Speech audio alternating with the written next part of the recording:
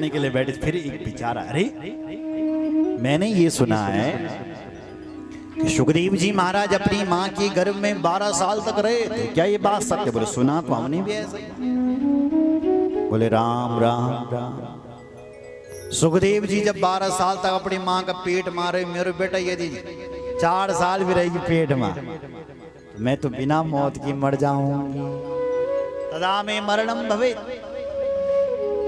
इसलिए मैंने निर्णय लिया है कि मुझे ये फल नहीं खाना। देखो बहन, पहले तो बच्चे को पेट में रखने में बड़े कष्ट, और पेट में रखने के बाद यदि सकुशल जन्म हो जाए तो तय का बाद ही बड़ा झंझट, लालने पालने दुखम प्रसूता यहाँ से बढ़ता है। फिर बच्चे को लालने पालने में भी बड़े झंझट, बड़े कष्ट। कैसे? अब कोई मच्छर आ गया, बच्चे को काट लिया, वो मच्छर भाग गया, बच्चा रो पड़ा और माँ परेशान, अरे क्या तुम होली रोने लगी हो? ओहो, भूख लग गई तो जबरदस्ती दूध पिला रही है, दूध नहीं पीता है, पेट में दर्द तो नहीं हो रहा तो पेट दबा रही है, तभी चुप नहीं। अरे कान में दर्द तो नहीं हो रहा तो कान में तेल डाल रही है। माँ की जो सुध बुध रहती है माँ वही करती है, वो बालक केवल रोता है। रुदंतम विगत ज्ञानम, रोनी के अलावा उसको कोई ज्ञान ही नहीं होता है। इसलिए मैंने निर्णय लिया है कि मुझे बच्चे कोई पैदा नहीं करने। एवं कुतर्क योगेन तत्फलम नैव भक्षितम्। सूत जी कहते हैं उसने इतने कुतर्क कर लिए ऋषियों कि तत्फलम नैव भक्षितम्, वो फल नहीं खाया उस धुंधली ने। दूसरे दिन इसकी छोटी बहन आई और छोटी बहन यही चाहती थी कि इस धुंधली का कुछ ना हो, ताकि धुंधली का जो माल है वो मेरा हो जाए।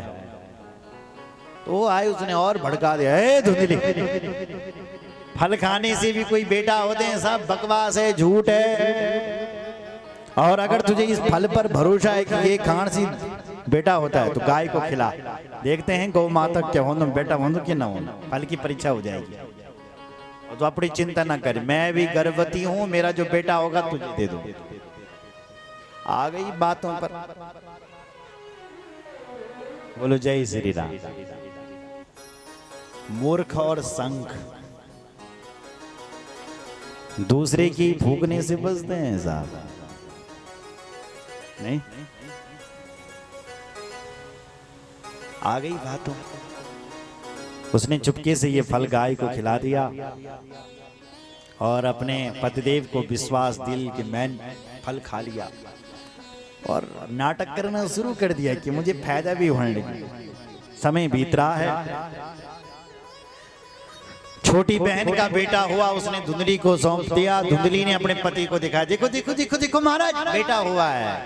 पंडित जी ने खूब बड़ा पुत्रोत्सव मनाया, देखो बड़ी मुश्किल से बेटा हुआ है, बड़ी पुत्रोत्सव मनाने लगे। और उसके 3 महीने बाद, धुंधकारी के होने के बाद, उसके 3 महीने बाद जिस गाय को फल खिलाया था, त्रिमासी निर्गति चात साधेनु सुसवेर भकम, जिस गाय को फल खिलाया था उस गाय के पेट से, गर्भ से भी एक सुंदर सा बालक का जन्म हो गया।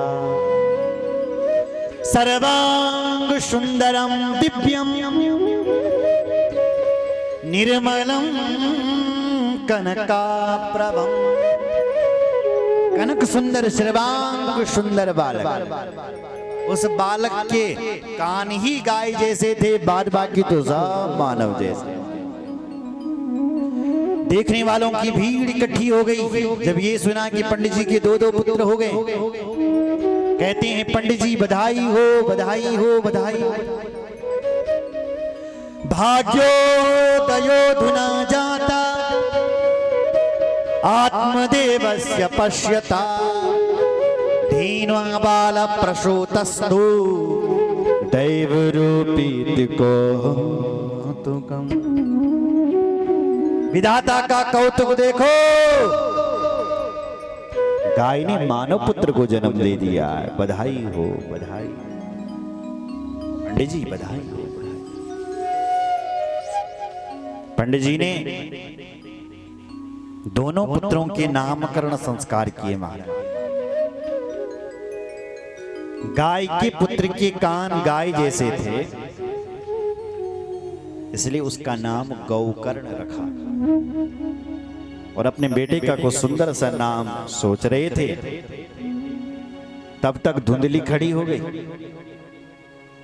कहने लगी महाराज, कष्ट मैंने भोगे अपने पेट में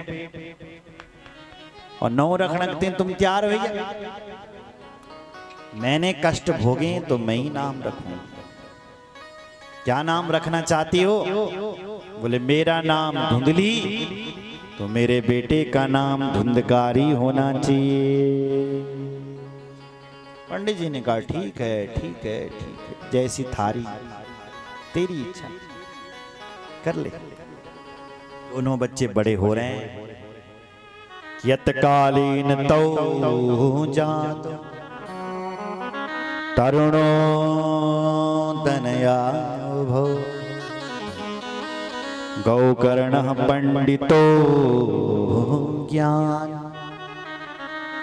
धुंधकारी महाखला।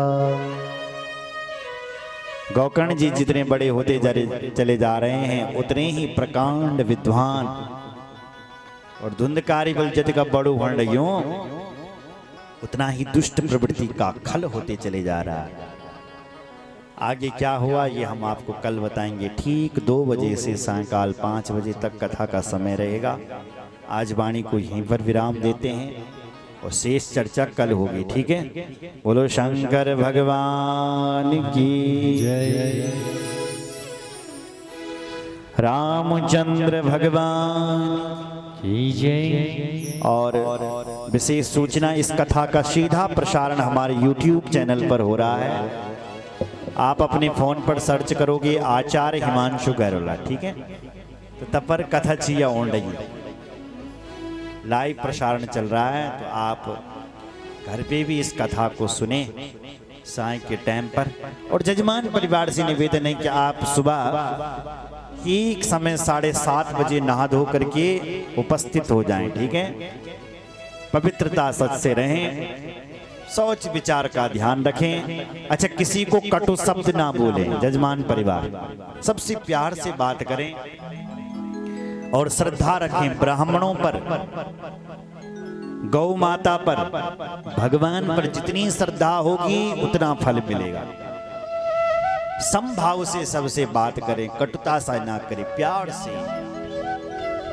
विनय भाव से, और भगवान आपको संपूर्ण फल देंगे।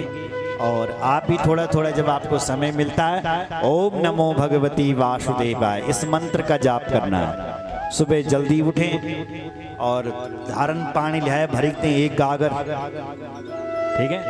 सुबह 5 बजे यहाँ पूजा के लिए, और 7:30 बजे के लिए सारे भट्ट परिवार सारे और उनकी जितनी भी आए हुए रिश्तेदार हैं सब नहा धो करके बिल्कुल तैयार होकर के 8 बजे के लिए पूजा में, मतलब आचार्य जी को मैक पर ना बोलना पड़े कि बैठो। 8 बजे के लिए आप खुद ही अपना आसन लगा करके बैठ जाना। ओम नमो भगवती वासुदेवाय, इस मंत्र का जाप करते रहना और भगवान आपकी मनोकामना को पूर्ण करें। आइए एक भजन करते हुए वाणी को विराम दें।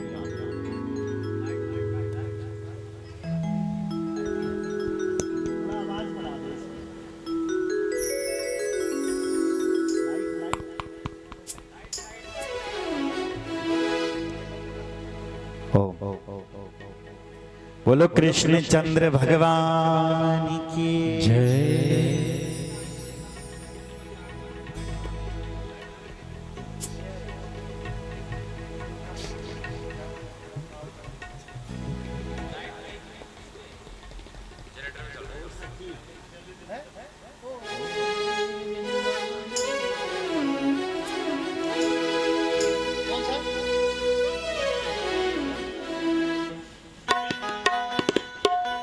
आइए जरा हम भी वृंदावन चले हैं, और जिसका नृत्य करने का मन हो वो कर सकता है। ओ सखी वृंदावनी जोला ओ कान की बांसुरी मान चोला कान की बांसुरी मान चोला कान की बांसुरी